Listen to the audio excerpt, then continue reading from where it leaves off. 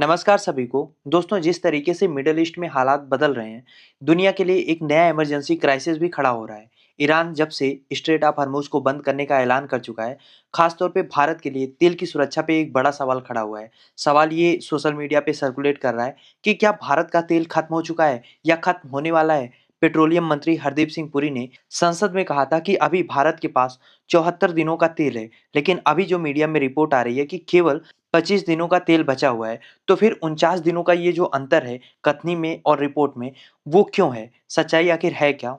और कैसे straight of हर्मुज में भारतीय जहाज फंसे हुए हैं? केवल भारतीय जहाज नहीं बल्कि भारतीय नाविक भी फंसे हुए हैं। सारी चीज़ों को आज की इस वीडियो में हम बहुत आसान भाषा में समझेंगे। तो दोस्तों, कहानी ये है कि वेस्ट एशिया का जो तनाव है वो इस समय लगातार तेज़ी से बढ़ रहा है। इनफैक्ट इस मोड़ पे आ चुका है कि वापसी का रास्ता बहुत धुंधला नज़र आ रहा है। ईरान ने आधिकारिक तौर पे दुनिया के सबसे व्यस्त तेल रास्ते स्ट्रेट ऑफ हार्मुज को बंद कर दिया है और ये वही रास्ता है जहां से पूरी दुनिया का लगभग 20% और खुद भारत का 40% से ज़्यादा कच्चा तेल गुजरता है। अब ये हंगामा शुरू क्यों हुआ है ये आपको पता है। भले ही स्ट्रेट ऑफ हर्मुज को ब्लॉक ईरान कर रहा हो, पर इसके पीछे का रीज़न अमेरिका और इजराइल है, जिन्होंने बिना वजह एक फैब्रिकेटेड वजह बना के ईरान के ऊपर अटैक किया और पहले दिन उनके सुप्रीम लीडर को मार दिया। वहाँ पे 168 मासूम बच्चियों का नरसंहार कर दिया। तो अब जाहिर सी बात है ईरान रिटेलिएट करेगा। तो ईरान का जो रिवॉल्यूशनरी गार्ड है, उन्होंने ये कदम उठाया है और स्ट्रेट ऑफ हर्मुज को पूरी तरीके से ब्लॉक कर दिया है। ईरान के कमांडर इब्राहिम जब्बारी ने साफ लफ्जों में कहा है कि जो भी इस रास्ते से गुजरेगा उसे हम आग के हवाले कर देंगे। अब इस एक ऐलान के बाद से ग्लोबल मार्केट में तेल की कीमतें रॉकेट के हिसाब से बढ़ रही हैं। कच्चा तेल देखते ही देखते $82 से $130 प्रति बैरल के पार जा चुका है।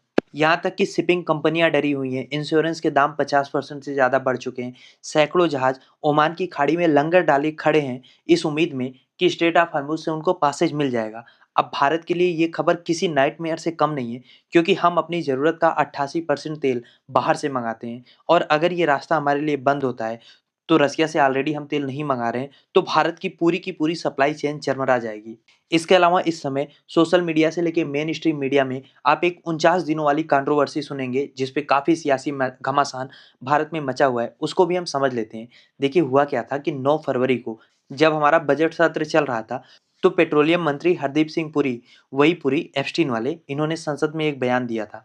उन्होंने कहा था कि भारत के पास लगभग 74 दिनों का ऑयल स्टॉक है। लेकिन अब जब ईरान पे अटैक हो चुका है, स्ट्रेट ऑफ हर्मुज बंद हो चुका है, तो 3 मार्च को अचानक से मीडिया में सूत्रों के हवाले से खबर प्लांट की जाती है कि भारत के पास केवल 25 दिनों का तेल बचा है।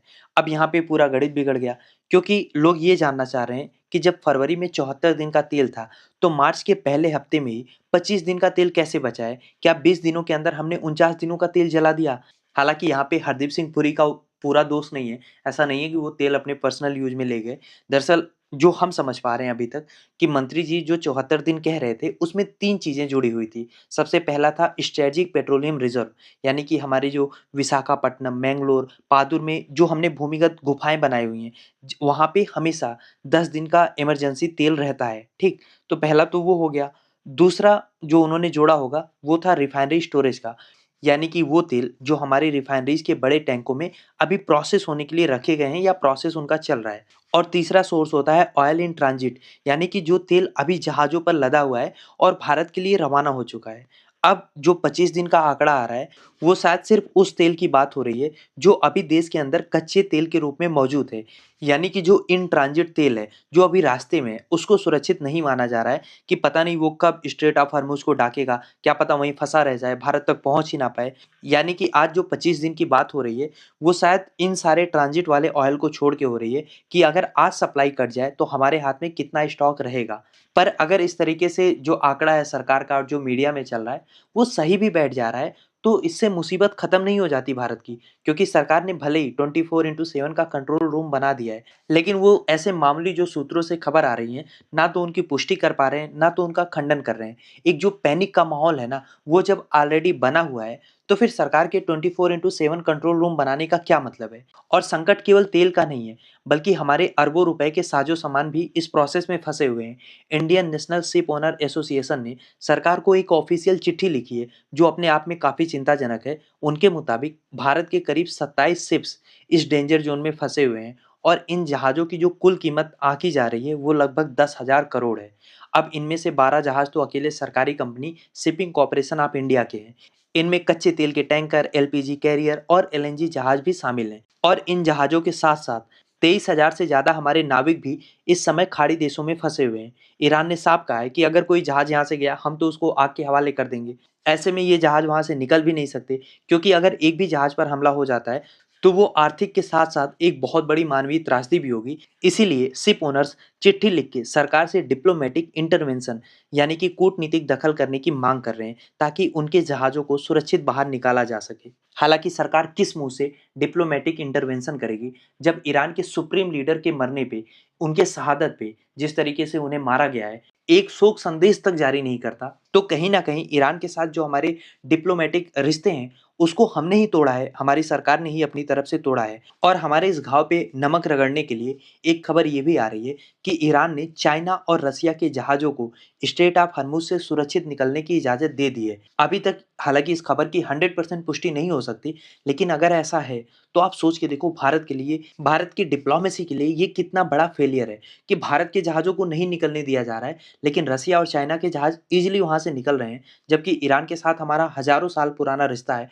ईरान हमारा बहुत प्यारा दोस्त है, बहुत अच्छा दोस्त है। कश्मीर के मुद्दे पे हमेशा वो हमारे साथ खड़ा रहा है। चाबार पोर्ट में हमने करोड़ों रुपए का निवेश किया है। जब हम ईरान से तेल परचेज़ करते थे, तो हमें डॉलर में पेमेंट भी नहीं करनी होती थी, रुपए में पेमेंट ईरान एक्सेप्ट करता था। फिर भी आज ईरान से हमने अपने संबंध को इतना बिगाड़ लिया है कि हम उससे एक सेफ पैसेज नहीं माँग पा रहे हैं। हमारे प्रधानमंत्री पता नहीं क्या कारण है कि युद्ध से 2 दिन पहले इज़राइल में जाते हैं, वहाँ पे स्टेट विज़िट करते हैं। इसके अलावा इज़राइल की तरफ जिस तरीके से लगातार झुकाव दिखाया जा रहा है, वो कौन-सी विदेश नीति का हिस्सा है, ये कोई नहीं समझ पा रहा है। और सबसे बड़ी बात कि इस पूरे मामले में जिस तरीके से भारत की चुप्पी है, आखिर हमने अभी तक अपना स्टैंड भी नहीं क्लियर किया है। चाइना तो खुल के ईरान के समर्थन में आ रहा है, क्योंकि यहाँ पे अग्रेसर के रूप में इज़राइल और अमेरिका ही है। तो कम से कम भारत का भी कुछ स्टैंड तो होना चाहिए था, कोई ऑफ़िशियल स्टेटमेंट आनी चाहिए थी, पर ऐसा कुछ नहीं है। भारत हर जगह से नदारद है। ख़ैर वापस हम तेल की बात करते हैं, तो खाड़ी का रास्ता बंद हुआ है, तो शायद भारत अब रसिया की तरफ अपनी नज़र घुमाएगा, क्योंकि कुछ रिपोर्ट में ये दावा किया जा रहा है कि भारत ने रसिया से 9.5 मिलियन बैरल तेल का सौदा किया है। रूस ने भी संकेत दिया कि वो भारत की कमी को पूरा करने के लिए तैयार है। लेकिन यहाँ पे 2 बहुत बड़े हर्डल भारत के सामने होंगे। सबसे पहली बात कि खाड़ी देशों से जो हम तेल मँगाते थे, वो 5 से 7 दिन में हमारे यहाँ आ जाते थे। जबकि रसिया से जो तेल आएगा उसको आने में 20 से 25 दिन लगेगा, यानी कि वो तेल महँगा भी होगा। ये अलग बात है कि रसिया थोड़ा सस्ता में देता है, पर आज अगर हम ऑर्डर देंगे तो उसको आने में महीना का समय तो लग ही जाएगा। इसके अलावा अमेरिका से जिस तरीके से हमने ट्रेड डील की है, जो 25% का एक्स्ट्रा टैरिफ था, वो इसीलिए तो अमेरिका ने हटाया था, क्योंकि हम रसिया से तेल नहीं खरीदेंगे। तो अब इसको तोड़ के हम ट्रम्प को फिर से नाराज़ करेंगे, उसका फिर से कोई रिpercussion होगा। क्या इसके लिए भारत तैयार है? कुल मिला-जुला के भारत क्या डिसीज़न लेने वाला है, उसमें बहुत ज़्यादा वेगनेस है, कुछ भी क्लैरिटी नहीं है। पर अगर एक आम नागरिक के व्यू पॉइंट से देखें, तो देखिए कच्चे तेल का दाम $130 के पार जाने वाला है, तो ज़ाहिर-सी बात है पेट्रोल, डीज़ल के दाम बढ़ने वाले हैं। कंपनियाँ कितना बोझ झेल पाएँगी और सरकार कितना सब्सिडी देगी, ये आपको पता है। इसके अलावा पेट्रोल छोड़िए, 85% जो हमारी एलपीजी आती है, रसोई गैस, वो भी हम विदेश से मँगाते हैं और इसी रास्ते से आती है, जो स्ट्रेट ऑफ हॉर्मुज़ है जिसको चोक किया गया है। तो अगर सप्लाई थोड़ी लंबी रुकती है ना, तो गैस सिलेंडरों की भी किल्लत होगी, उसके भी दाम आसमान छुएँगे। तो महँगाई का जो नया दौर आएगा, उसे सँभालना सरकार के लिए एक बहुत बड़ी चुनौती होने वाली है। इसके अलावा आप अक्सर सुनते होंगे डंका बजा, आत्मनिर्भर भारत हुआ है, मेक इन इंडिया है। क्या होता है इसका एग्ज़ाम्पल, आत्मनिर्भरता क्या होती है? इसको मैं अगर आपको एग्ज़ाम्पल से बताऊँ, तो आप सोच के देखो, हमारे पास कितना स्टॉक है पता है? ऑयल का जो हमारे पास स्टॉक है, वो महज़ 10 दिन का है और ये मैं सारे साइट्स का जो भारत के पास 3 है, चाहे वो विशाखापट्टनम की आप बात करिए, मैंगलोर की या पादुर की, इन तीनों को मिला के केवल हम 10 दिन का स्टॉक कर सकते हैं। पता है चाइना कितने दिन का कर सकता है? 6 महीने का। 6 महीने का स्टॉक ऑयल का चाइना अपने पास रख सकता है। इसको आत्मनिर्भरता कहते हैं। ख़ैर कैसी लगी आपको ये वीडियो? लिखिए अपनी राय कमेंट बॉक्स में और अगर अभी तक आपने इस चैनल को सब्सक्राइब नहीं किया है, तो प्लीज़ चैनल को सब्सक्राइब करिए ताकि ऐसी और भी वीडियोज़ हम आपके लिए ला पाएँ।